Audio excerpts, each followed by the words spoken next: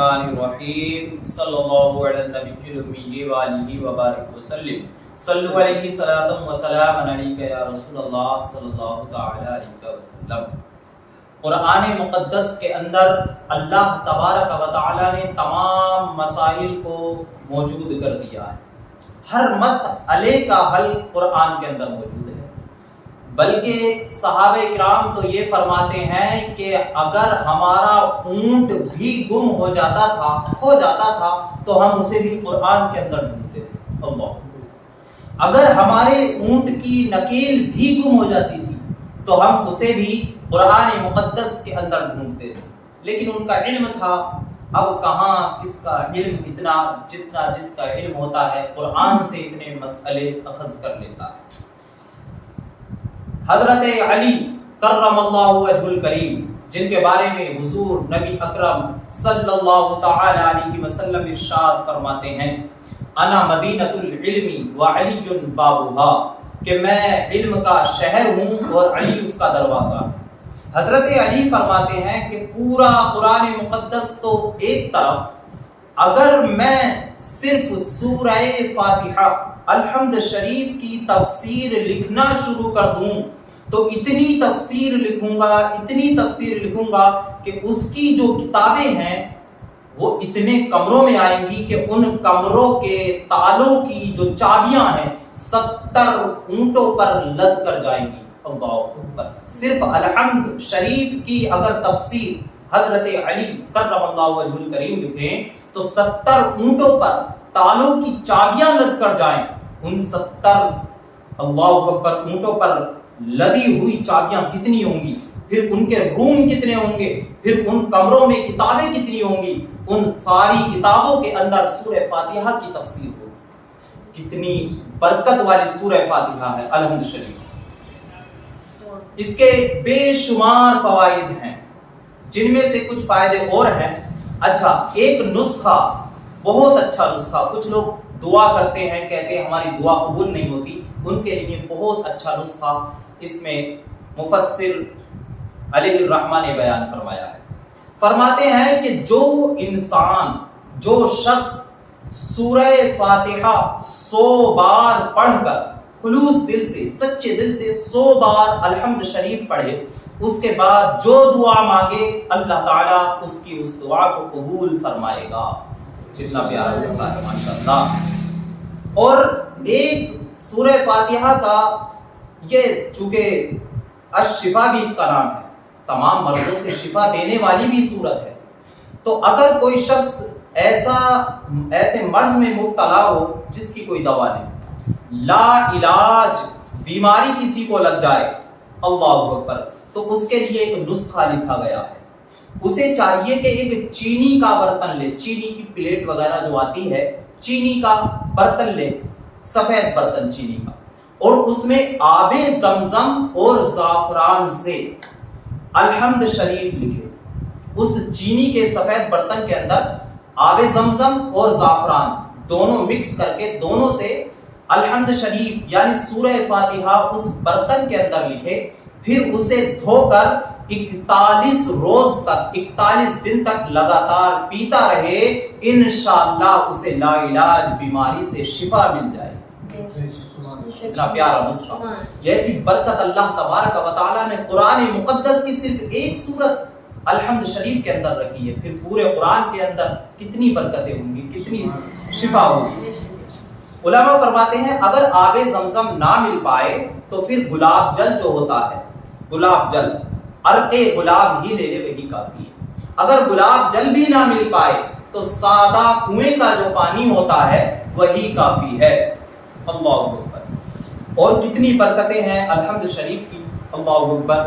علماء فرماتے ہیں تفسیر کبیر کے اندر یہ لکھا ہوا ہے کہ بعض گناہگار قومیں ہوں گی، بہت بڑے گناہ کیے ہوں گے قوموں نے، اب اللہ تعالیٰ ان کے اس گناہ کی وجہ سے اس قوم پر عذاب نازل فرمانا چاہے گا، عذاب بھیجنا چاہے گا، لیکن کیا ہوگا، ان میں سے اس قوم میں سے کوئی ایک بچہ جائے گا مکتب، مدرسہ، اور جا کر سورہ فاتحہ پڑھ لے گا۔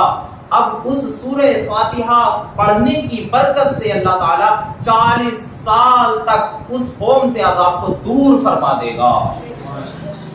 کتنی بڑی برکت ہے سورہ فاتحہ، صرف سورہ فاتحہ پڑھنے کی برکت۔ اللہ اکبر۔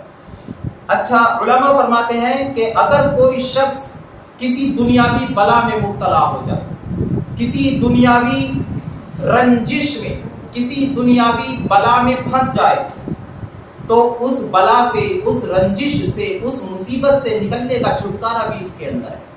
وہ اس طرح کہ پہلے بسم اللہ پڑھے اور بسم اللہ کے ساتھ الحمد شریف پڑھے، لیکن پڑھنے کا طریقہ یہ ہے کہ بسم اللہ میں جو آخر میں رحیم ہے، اس رحیم کی میم کو الحمد کے لام سے ملا کر پڑھے۔ کس طرح؟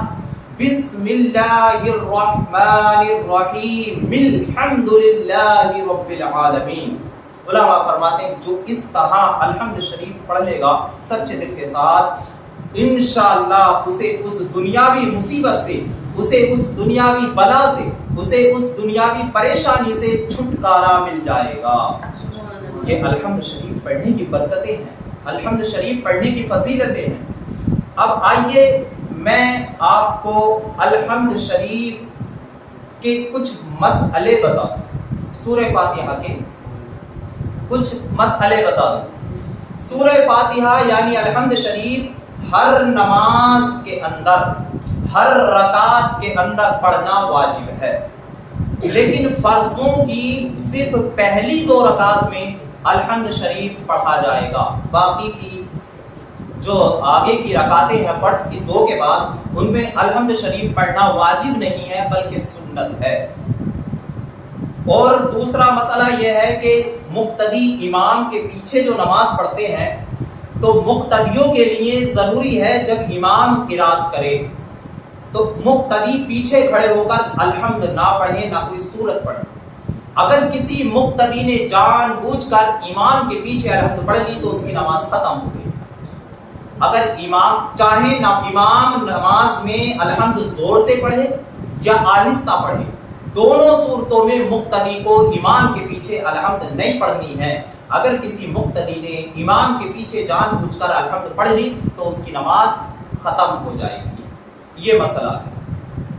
بلکہ موطا امام محمد کے اندر تو یہ لکھا ہوا ہے، صحابہ کرام فرماتے ہیں کہ جو انسان امام کے پیچھے قرات کرتا ہے، یعنی امام کے پیچھے کھڑے ہو کر الحمد پڑھنے لگتا ہے یا سورت پڑھنے لگتا ہے، تو صحابہ کرام فرماتے ہیں میرا دل یہ چاہتا ہے کہ میں اس کے منہ میں آگ کا انگارہ رکھ دوں۔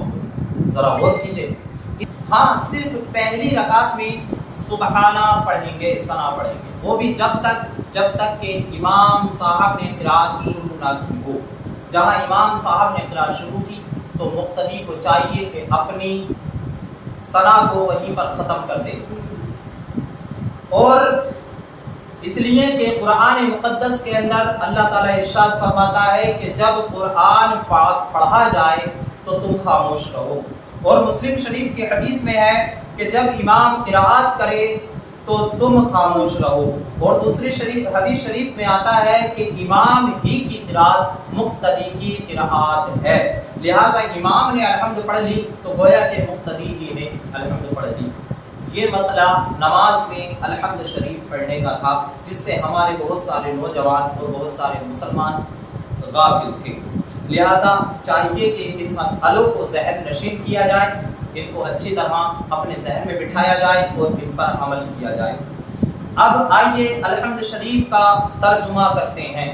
اللہ تبارک و تعالیٰ قرآن مقدس کے اندر ارشاد فرماتا ہے بسم اللہ الرحمن الرحیم الحمد للہ رب العالمین۔ تمام خوبیاں اللہ کو ہے جو تمام جہانوں والوں کا رب ہے۔ الرحمن الرحیم، بہت مہربان، نہایت رحم فرمانے والا۔ مالک یوم الدین، روز جزا کا مالک۔ ایاک نعبد و ایاک نستعین، ہم تیری ہی عبادت کریں، تجھ ہی کو پوجیں اور تجھ ہی سے مدد چاہیں۔ اہدنا الصراط المستقیم، ہم کو سیدھا راستہ چلا۔ صراط الذین انعمت علیہم، راستہ ان کا جن پر تو نے احسان کیا، غیر المغضوب علیہم، نہ کہ ان کا جن پر غضب ہوا، ولا الضالین، اور نہ بہکے ہوئے کا نہ بھٹکے ہوئے کا۔ آمین۔ چاہیے کہ جب کوئی دعائی الفاظ پڑھے جائیں یا الحمد شریف پڑھے جائے تو اس کے آخر میں آہستہ سے آمین کہا جائے، اس لیے کہ جب الحمد شریف بندہ پڑھتا ہے تو فرشتے اس کے بعد میں آمین کہتے ہیں، تو ہمیں بھی آمین کہنا چاہیے۔